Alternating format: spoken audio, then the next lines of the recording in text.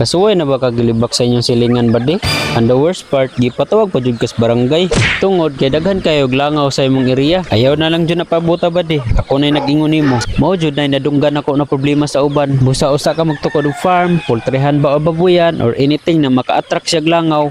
Kailangan jud ka na kay proper sanitation. Udi ka ha, preventive action. Munang samtang wala pa ka nakontrahan sa uban, solusyonin na gamiti aning fly killer. Aning fly killer ba di proven and tested na jud ni.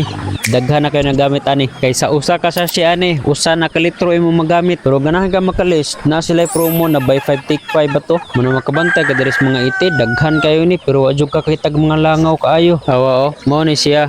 Excuse di sa mga mikaon pa day no. Oh, dapa oh, daghan kayo ni iti.